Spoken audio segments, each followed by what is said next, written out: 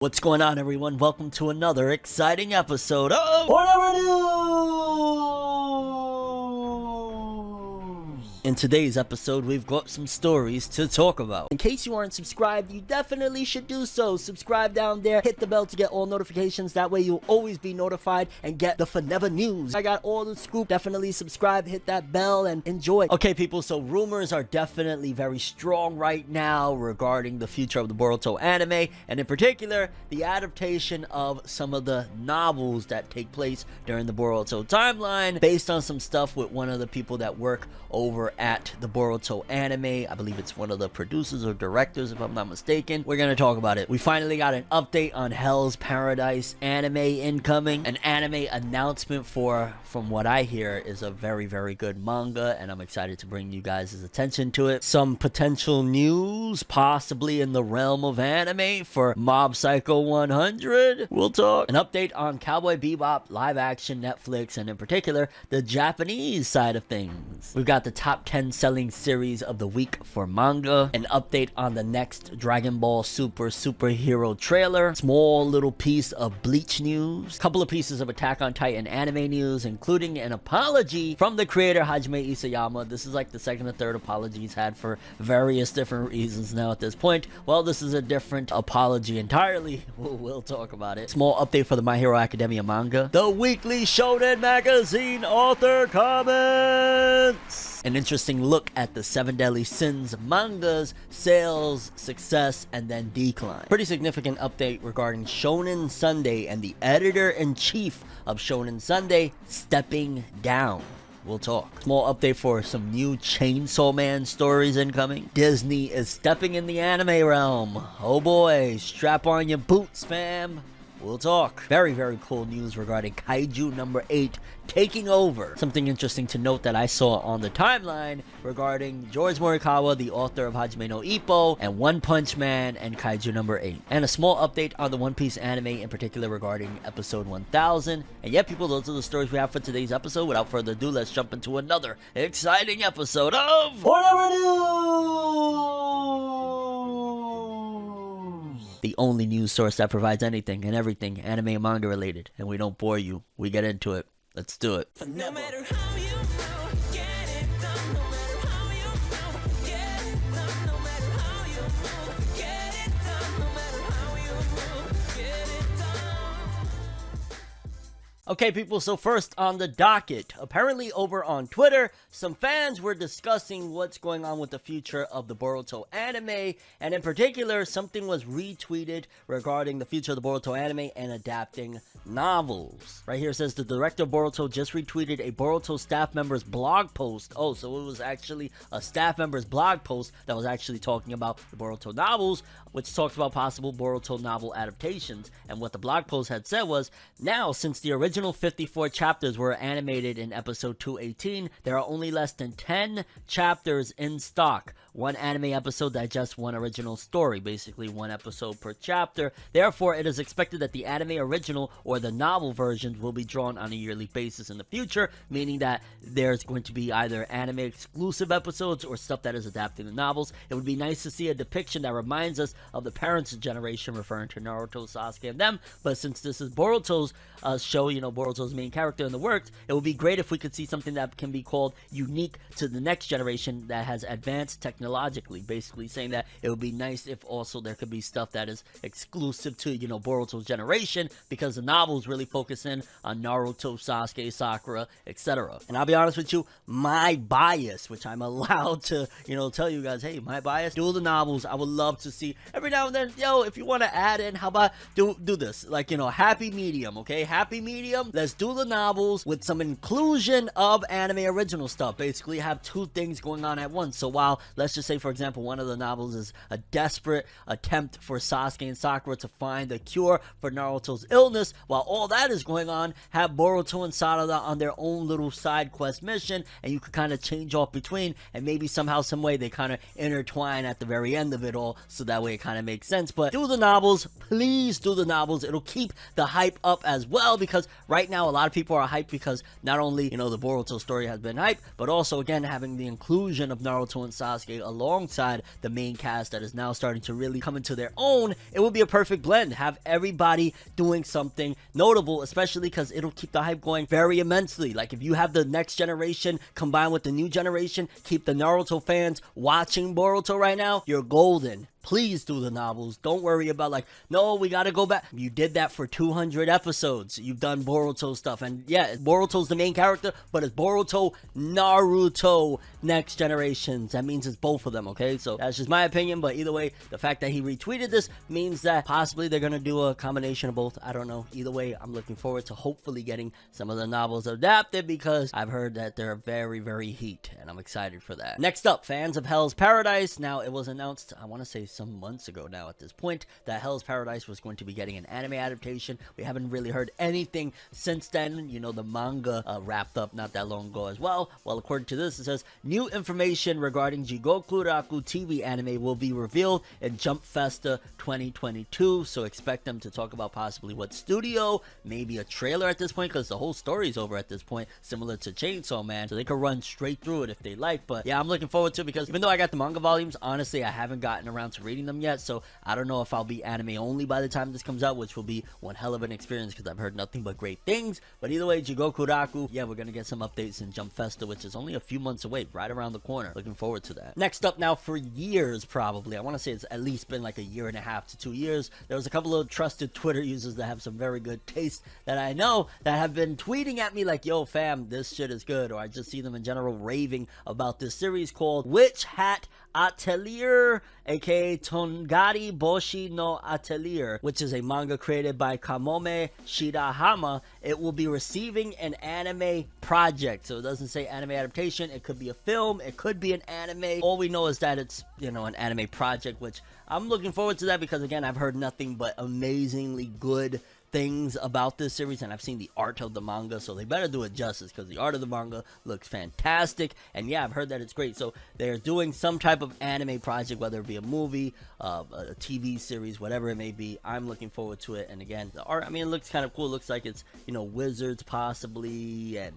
you know, magical filled back in the day type of deal, but it looks pretty good, and I'm looking forward to whatever the heck this anime project is going to be, because this will probably be my gateway into the series. Not to mention, again, I've heard just nothing but great things about it. Next up, something very, very big for Mob Psycho 100 is about to happen. Now, for a little bit now, people have been telling me, yo, there's some sort of countdown going on the official Mob Psycho 100 Twitter, and it was just not that long ago, on the 12th, that it was at 93% that they posted, and then I want to say it was today, if I'm not mistaken, on the 14th, it was posted again, 95%, so every day is 2%, so basically in 5 more days, we'll get to 100%, and I'm very curious to see what the heck this is going to be. Now, to my understanding, Mob Psycho 100, it's already over, the manga wrapped up, and there's not quite enough content, if I'm not mistaken, to actually do a full-blown other season. Maybe I'm wrong on that, but either way, I'm going to throw my hat in the race and say that when this reaches 100, we're going to get an announcement for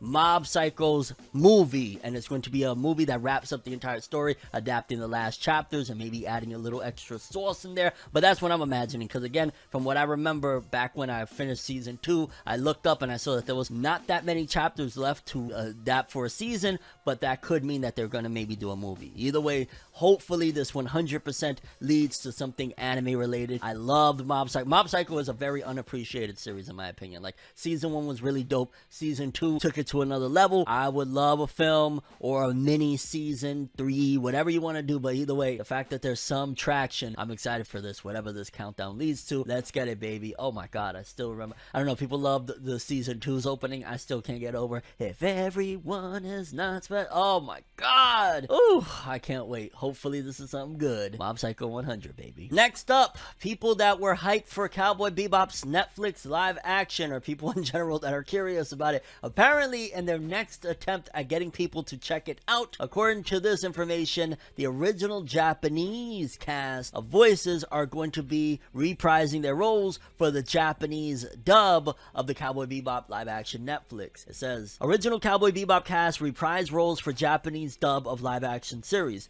Netflix announced on Wednesday that the Japanese dub of the live-action adaptation of Sunrise's Cowboy Bebop anime will feature the original anime's cast reprising their roles. Taiten Kusunoki will replace the late Unsho Izuka as the voice of Jet Black. Other new cast members include Masako Osobe as Mao, originally played by Kazuaki Ito, and Romi Park as Shin, whom Nobuyuki Hiyama voiced in the original anime. Netflix also revealed that it will stream the original anime worldwide outside Japan starting on October 20th. The anime is already streaming on Netflix in Japan, and the live-action series will premiere on November 19th, and the series will have 10 episodes. I mean, hey, I don't know anybody over here in the West that will be hyped like, oh, the original Japanese. Like, almost everybody watched the dub of Cowboy Bebop and are fans of the dub because it was on Adult Swim 100 billion times throughout all these freaking years, and Steve Bloom as Spike Spiegel. Like, I don't see people being hyped over here and sold like they're gonna have the original Jap. I'm just gonna watch it in dub. No,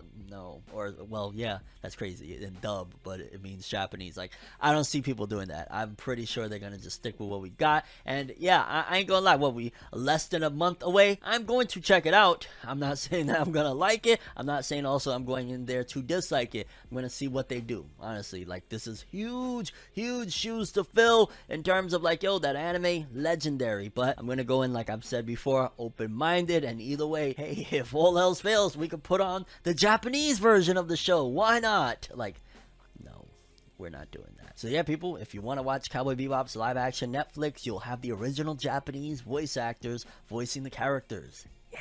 Moving forward, we got the top 10 selling manga series of the week. Coming in at number 10, Blue Box, 81,000, which Blue Box is making waves, fam. Making waves. March comes in like a lion, 94,000. Don, okay, so it must have released a new volume. Maybe volume 2 finally dropped. 97,865, which I'm imagining that's all probably almost just attributed to one volume dropping, which is still fantastic, honestly. 97,000. I mean, probably some back volumes in there too, because this is, again, the full series, not just one volume, but that's great. This is a new series, fam. Number 7, wow, there's a lot of big heavy hitters that dropped this week. Number 7, Marshall, 112,823 this week. Black Clover, baby, Black Clover! Coming in with 119,569. So we probably got a new volume that dropped recently as well. 5-star stories. Well, yeah, it was volume 30 that we got that comment from Tabata. So yeah, new volume did drop. 5-star stories. I have no idea what that is. Number 4, Kimetsu no Yaiba, 218. I'm expecting those numbers are going to keep growing because new season is here. Tokyo Revengers and whoa! Okay, very interesting. Tokyo Revengers, for the first time in a while, this week, starting to get dethroned. I don't know. 462,000 for Tokyo Revengers, while My Hero Academia, 545,000. It must have dropped a new volume as well or something. 545,463. And then number 1, the Crazy Kaisen, the Jujutsu Kaisen, 1.18 in a short week. Screw a press conference. Press this on your conscience. Cheers. Nah, shout out to Jadakiss. Yo, oh man, I ain't gonna lie. This is a very, very strong list of series here, from Jujutsu to My Hero, Tokyo Revengers, Demon Slayer, Black Clover, Marshall, Don, even a newcomer like Blue Box. Yeah, stiff competition. Shout outs to all of them. Love to see it. Can't wait to see what the new volumes do, which we'll probably get those within the next few days. Hype stuff. Okay, people, next up, we got an update on the Abomination. We got an update on the Dragon Ball superhero film. Apparently, according to this, it says official Dragon Ball Super Twitter account just tweeted about crossing 250,000 followers, and in that they mentioned the next PV trailer will be full of Red Ribbon Army powerful secrets. I'm wondering, are we gonna go up against like some more androids? Like, are those superhero character models that they're like superheroes, but they're apparently going to be villains or whatever, that are like, you know, attacking Earth and shit? Are those going to be like created robots similar to like 17 and 18 or something? Like, Red Ribbon Army this late in the game? We fought gods, literal gods of destruction, also sort. Like, how is the Red Ribbon Army doing anything? Like, Red Ribbon Army, it worked very well in Dragon Ball when things were grounded towards somewhat of reality. I mean, yes, Goku, we later find out, is a Saiyan, and during the series he could turn into a great ape when he looked at the full moon, but in terms of combat and stuff like that, he was just like a really strong kid that, you know, he lost in the first World Martial Arts tournament that he competed in again. Well, the first 3 actually, whatever. But Red Ribbon Army worked fine because at that point Goku was still a very naive little kid, oftentimes going off on his own in these very dangerous situations, but that's why it worked well. That's why they were able to get it done. On top of that, there was a lot of comedy involved in it. How is Red Ribbon Army going to do anything against Vegeta? This is a guy that, you know, he cares now, I guess a little bit more, but he don't really care. I don't know, man. Maybe some aliens from another planet came over and they happened to crash into the Red Ribbon Army, you know, new headquarters or something, and they struck a deal like, yo, help us get our revenge for Dr. Gero or something. But like, Red Ribbon Army, man, you know, the more I think about it, I don't know. I mean, it could work. They've done a lot of crazy things, making Frieza go from how weak he was, you know, compared to where the Saiyans were at that point, to all of a sudden Golden Frieza from training. So you never freaking know with the Red Ribbon Army, but least hype I've ever been for anything Dragon Ball anime related, period. That's saying something. But we gotta wait and see. Either way, next trailer is gonna have a whole bunch of Red Ribbon Army. Okay, people, next up, this is something pretty freaking hype. According to this, it says, Bleach fans expect anime info on December 18th as a new domain was registered. So we'll probably be getting an update on, you know, the release date, because wow, it's been already, what, going on 2 years, I want to say? Yeah, next year, a little bit into next year, will be 2 years deep since they announced like Bleach anime returning officially everywhere. And I mean, don't get me wrong, they've held us down pretty well with that big chapter. We had Burn the Witch, and then we had this big Bleach chapter with all that stuff that's really awesome, you know, the return of hell and all sorts of crazy stuff. So Bleach has been nicely done thus far, but I ain't gonna lie, I'm ready for that anime. And if we're getting the big announcement December 18th, a new domain, I'm guessing if they've been working on it all this time, if it's in production all of this time, maybe summertime. Crazy guess, honestly, I don't know, but I'm guessing maybe summertime, maybe fall of 2022 we could see it. I mean, don't expect Bleach you know, especially if it's being announced December 18th, you know, or we're getting an announcement December 18th, don't expect right away to be showing up. But I'm guessing if we are going to get the big announcement like, yo, this is when Bleach anime is returning, here's a trailer or something like that, we'll probably be getting the anime again. I want to say maybe fall the earliest of next year, which it's a ways off considering it's been like almost 2 years since they announced it. It almost feels like, yo, did they actually even really announce it, or we're dreaming? But don't forget, I want to say right around the time we got that big announcement was when everything happened with the pandemic. That slowed things down a lot, especially considering if they were trying to put their best foot forward and they weren't trying to half-ass it with bringing Bleach back with the anime and stuff like that, they probably needed, you know, a decent amount of time to be able to sit down and work. They were probably, when they announced it, just barely in pre-production, if that. So yeah, you're going to need extra time if you're trying to make it look really nice and have an impact, especially this is supposed to be wrapping things up. I'm just curious how much the episode count is going to be, because there was what, I want to say like a couple of 100 chapters that they have to go through. It'll be ridiculous if they say, yo, here's 24 episodes to adapt it all. Like, realistically, as I've thought about it throughout time, that is probably not enough episodes. Like, probably 50 episodes would be, you know, the amount needed to adapt it all. But we gotta wait and see. Either way, December 18th we'll get another update because a new domain was registered for Bleach, and I'm imagining they're probably prepping for next year a big Bleach return, hopefully with a video game too. That'd be dope. Okay, people, next up we got a couple of pieces of Attack on Titan news. For starters, we got an update on the upcoming season of the anime. It says Attack on Titan, the final season anime's part 2 video reveals premiere on January 9th. The official website for the Attack on Titan, the final season anime, announced on Wednesday that the season's part 2 will premiere with episode 76, Sentencing, on the NHK General Channel on January 9th, 2022 at 24:05, effectively January 10th at 12:05 a.m. The website is also streaming a promo video for the anime. The second part will feature a returning staff, including director Yuichiro Hayashi at MAPPA, series scriptwriter Hiroshi Seko, character designer Tomohiro Kishi, and music composers Hiroyuki Sawano and Kota Yamamoto. The anime also features a returning cast, and I believe there's like a new trailer out or whatever, which, okay, dope.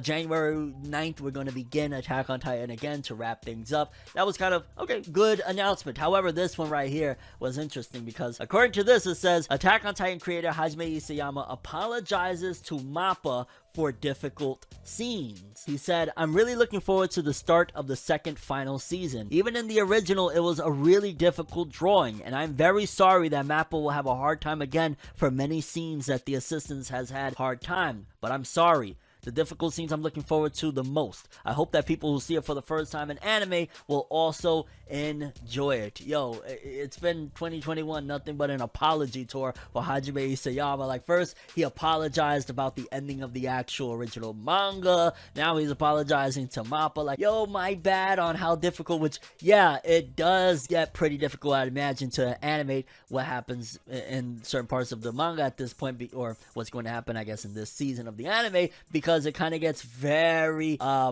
don't want to say dramatic, but it gets kind of like, imagine animating a mech anime with these giant robots and things like that. It kind of has the same action-packed nature, so to speak, of what's to come with the anime. So yeah, I'm guessing that's what he's apologizing about. But either way, it's about time, you know? Attack on Titan ended, I want to say it was this past spring. Let's get this anime going, finish off the final season, and see what's to come, because I have no doubt in my mind that there's going to be more Attack on Titan. I don't know in what form, what nature, whatever, but based on the ending of the original manga, no spoilers at all, I can say that I feel like there's going to be more Attack on Titan at some given point. I don't know if it'll be penned by Hajime Isayama. I don't know what's to come for Isayama himself, but I'm almost certain that this is the final season of Attack on Titan. However, there's going to be more of this universe somehow, some way moving forward, but that's just me. Either way, Isayama apologizing again, and also we got the official confirmation that Attack on Titan's final season, second half, will be premiering January 9th, or I guess midnight on the 10th,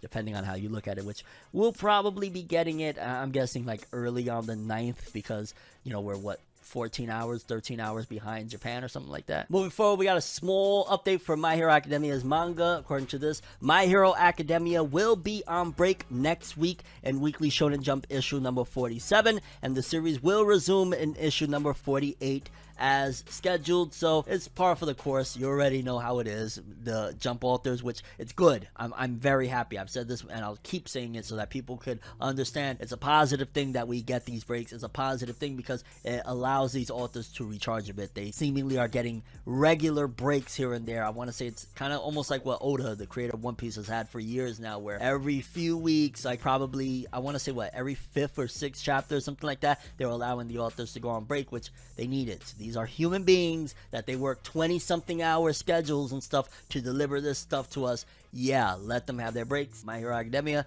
it's right now really, really good. I'm really loving where it's at. So yeah, get your break and come back and get even better. Okay, people, y'all know what time it is. It's that time for the Weekly Shonen Magazine Author Comments. Starting off, we got Hiro Mashima, creator of Fairy Tail Eden Zero. I beat Lost Judgment. The narrative was super heavy, but that's what made it interesting. Yet again, Hiro Mashima talking about video games. This man is a gamer for real. #1 mangaka gamer in the world. I have to stamp it. It's the truth. Like, he just is. Then we got Ken Wakui, author of Tokyo Revengers. I'm putting the handheld game I bought for work to good use, meaning he's gaming as well. Yo, the Weekly Shonen Magazine authors, they really love to game. That's kind of cool. They probably have some sort of bond or something. George Morikawa, author of Hajime no Ippo, said, I realize now how gentle charities are. Okay, that's dope. That means that he's getting into the charitable business. Dope stuff there. Or not business, but seemingly he's just taking an interest in being charitable, which that's always a dope thing. Atsushi Okubo, author of Fire Force, said, I haven't been able to go cycling like I want to because the weather is great until I have a day off where it rains. So I've been doing a lot more gaming instead. Third mangaka to talk about gaming. Hey! Maybe gaming is like becoming more of a thing lately over there. I don't know. I mean, gaming has been a thing, you know, for a long time, but they've really been on their gaming business. Then lastly, we got Nakaba Suzuki, author of The Seven Deadly Sins and now Four Nights of the Apocalypse. Taiwanese jasmine tea is delicious. I'ma drink a bunch. Dope. Dope. I love to see that he's in good spirits. And yeah, people, those were the Weekly Shonen Magazine author comments. A lot of gaming going on. And George Morikawa, like, yo, I really, I'm taking an interest in charity, fam. So dope stuff. And I'm not trying to make fun of it because that's really, really dope for authors. Like, didn't Eiichiro Oda, creator of One Piece, just donate like $3 million or $7 million, something crazy like that, to his hometown? Like, That's dope stuff. And while we just talked about Makoto Suzuki, let's talk a little bit about his 7 Deadly Sins manga and the sales, which I've been watching the anime lately. Finally, I'm getting through the final season. That's a different story for a different day. Joe_K, the guy that he's been providing a lot of these really interesting sales stats, showcased a graph of the 7 Deadly Sins' manga sales. Now, it looks as though right around the time that the anime really took off, especially leading into 2015, it seems like the peak for the 7 Deadly Sins manga sales was around 2015, but you can see like it goes from really, really low and then it skyrockets to the top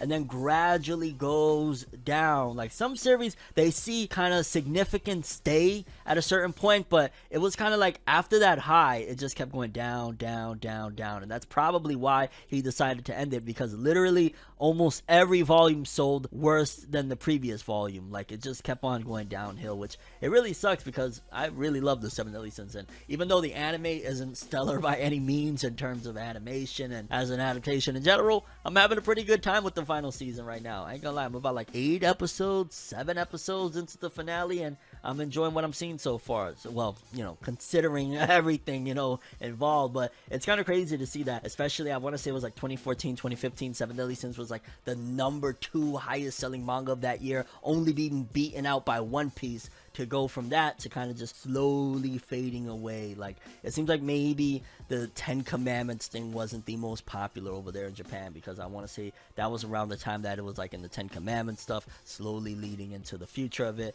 and then it just kept on significantly dropping after that.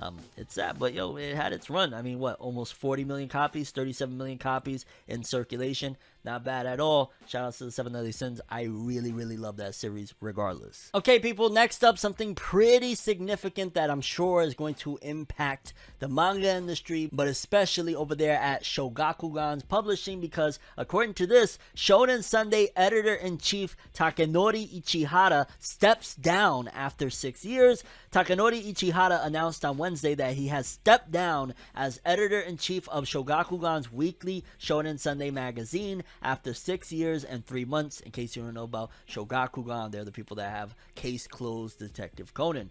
He became editor-in-chief in 2015. Kazunori Oshima will be the new editor-in-chief. Ichihara stated on Twitter that the magazine had been in an unprecedented crisis but dramatically improved business performance during his tenure, and he is passing it on to the next generation. Ichihara had the second longest tenure out of all of the magazine's editor-in-chiefs. Kazuki Tanaka holds the magazine's record for longest tenure as editor-in-chief. Tanaka served the role from 1976 through 1984, so about 8 years. Ichihara personally made decisions on manga content, from debut one-shots from new talents to new series from veteran writers, based on his preferences and aesthetic. As such, he said he would take full responsibility for the fate of the magazine. Ichihara considered fostering the talent of new manga artists the magazine's biggest priority. His vision for the magazine included experienced writers for a mix of new and old. Ichihara says he was primarily a Shonen Sunday fan as a kid, and it just says like info about Weekly Shonen Magazine. Some of the big titles in there right now are Detective Conan,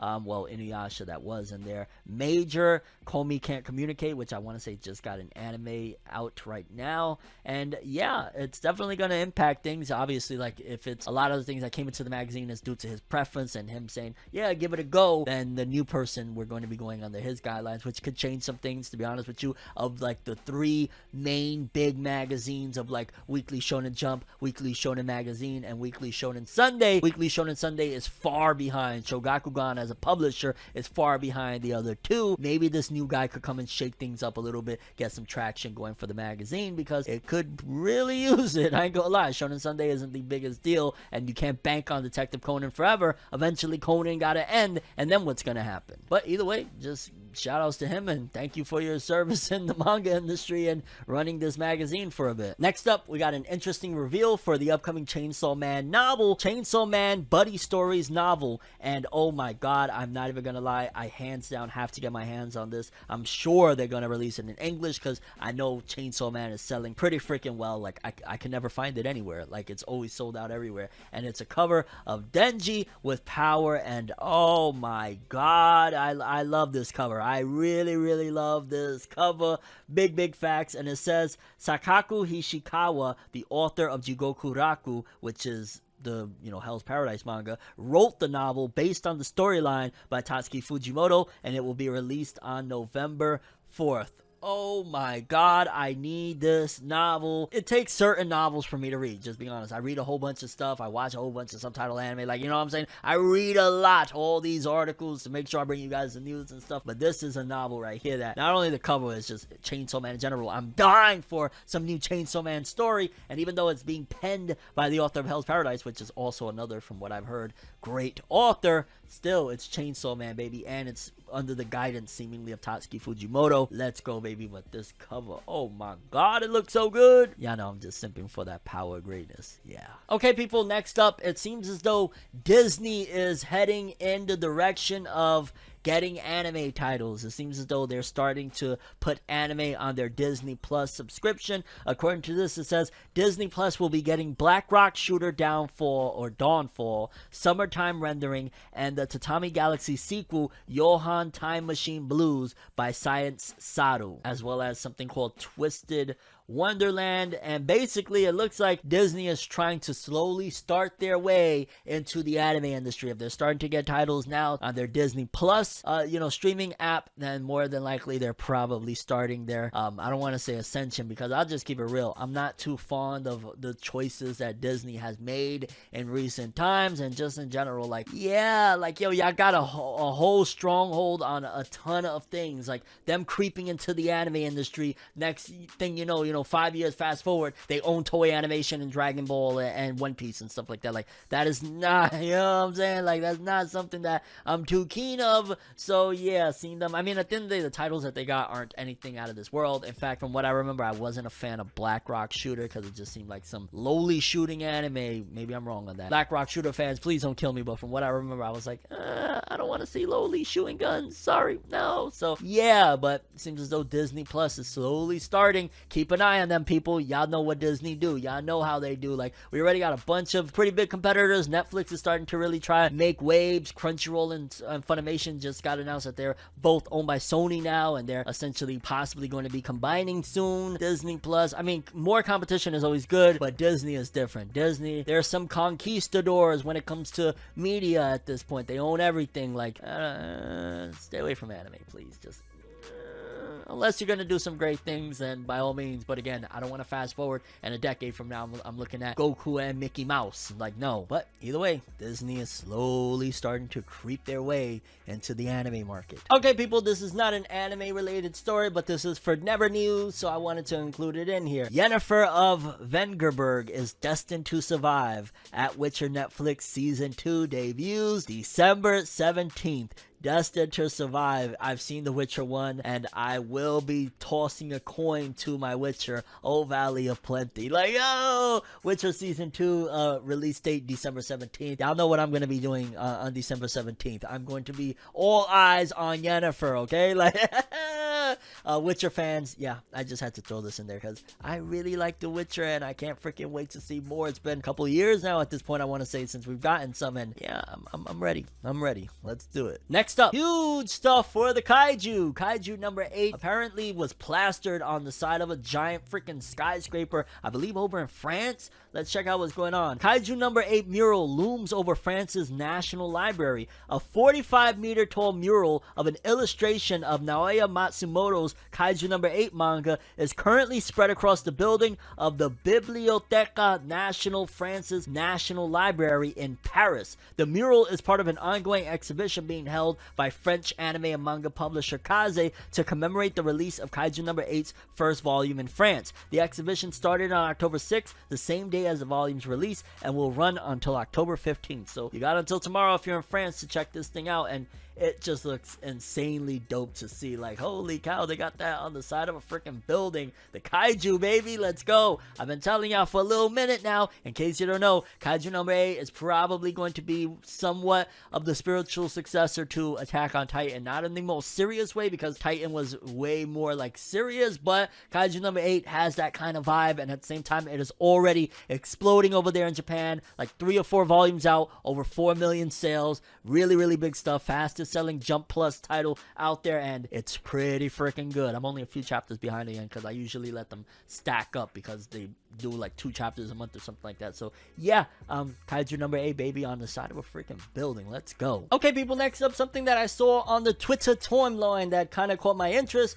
I seen that George Morikawa was posting a whole bunch of tweets, and then I seen, I want to say it's Yusuke Murata, the artist of One Punch Man. He responded, he put like, oh ho ho, or something like that. I was like, well, what's going on here? And apparently, from what I can gather, because the translator on Twitter isn't the greatest, it seems as though George Morikawa was praising 2 series in particular, One Punch Man and Kaiju number 8, for their panel layout. Again, we'll read it so you guys can get a somewhat of an idea, but it's just the translations aren't the greatest. Watching electronic publishing become more widespread. I always said there is no Tezuka in the electronic, and I'm guessing he's referring to the way it comes out, like the way you look at manga on a phone and the paneling and all that. The gaze guidance that Mr. Tezuka showed on the paper was ridiculous. When it comes to reading on a smartphone, I think that will change again. Even though it is written, it is easy to read. The first one, I answered that it was a One Punch Man, which he's talking about One Punch Man. Furthermore, I think Kaiju number 8 is aware of that. So essentially he's saying the answer to, like, you know, getting it right is One Punch Man. Likewise with Kaiju number 8. In fact, it is often difficult to read with a multifaceted camera arrangement, but it does not make you feel it at all. It is great technology to be able to follow the actions without slipping, even on a small screen. That Kimo, I think it's still in the frame division. The characteristics of paper and electronic are different, but I think the most difficult thing in manga is frame division. It can be said that all manga artists are worried the person who controls the frame division controls the world. I also lifted the electronic ban, so I will read One Punch Man number 8 and study more. 4-frame comics are a different story. So basically he's saying that on a smartphone you can't get the same experience with manga as you can on paper because you're restricted to this small screen opposed to like a giant book. Also electronically it's a little bit different as well. However, he's saying that One Punch Man and Kaiju number 8 are few of the series that actually understand how to do it digitally and give you that same experience that Osamu Tezuka, you know, the arguable god of manga, the godfather of manga, that gave you all those years ago on paper and pen. And then again, the artist of One Punch Man, Murata, Yusuke Murata, I think he even wrote something along the lines of like, oh my god, I gotta tell the writer, like, I'm getting so much praise from George Morikawa. So that's really, really dope. Honestly, in general, it's interesting to just see like the old timers. It's kind of like, you know, the old heads of hip hop that are talking about like auto-tune now. That's pretty much what you're getting right here with George Morikawa, except he's praising some of the new guns. He's like, yo, you know, this new dude right here, pretty dope. Honestly, that was kind of me up until, I want to say maybe 2017 when I first got hip to XXXTentacion. Then I was like, oh, these new kids, they saying something. They got something to say. I ain't gonna lie. It was X that really got me to be a little more accepting of the new generation, and then little by little I was like, there's some good stuff out there. And it seems to be the case with George Morikawa, that he's like, yeah, this new technology, I'm not a fan of it, but that one guy and yeah, that Kaiju number 8 stuff, they're doing it right. Okay, people, and lastly, One Piece. Apparently, according to this, One Piece episode 1000 will be airing on November 21st, which it makes sense because we got chapter 1000 on January of this year, which is about 12 months. So pretty much 10 months later, we're getting episode 1000, which means that the anime is only basically 10 months away from the manga, which is absolutely insane. I can't even imagine what the schedule is like for a One Piece animator. The fact that you got 10 months to get it from manga to the best you possibly can in anime form with the glitz, the glamours, the voice acting, music, everything above. That is insane. On top of that, how the hell, you know, you gotta stretch a lot of this content because you're doing less than it. Oh my god, it sounds like a freaking nightmare to me. But yeah, that's crazy. Episode 1000, November 21st, which again, I'm imagining is going to adapt the same stuff that chapter 1000 did into the anime based on the way they're hyping things up, and you see Luffy and Kaido and stuff. It looks to be that way, which I'm here for it, baby. Let's go. One Piece episode 1000, November 21st. I might actually even do a live reaction to it. But that's all I have for this one, people. I'm curious what you guys think. The most important story to you for this episode, the ones that stood out to you, the ones that caught your attention, or just in general what you come normally and regularly for to Forever News. But that's all I have for this one. Thanks for watching. Hope you enjoyed. If you liked anything I had to say or enjoyed the video, drop me a like. I'd greatly appreciate it. And if you want more from me, make sure to subscribe. Follow me on Twitter, Instagram. Hit that bell to get all notifications. And if you want to follow any of my other social media, links are in the description below. I'm ForneverWorld, and as always, people, have an awesome day. And remember the golden rule: anime and manga for life, boy. Have an awesome day. Peace in. And you just watched another episode of Forever News. Have an awesome day.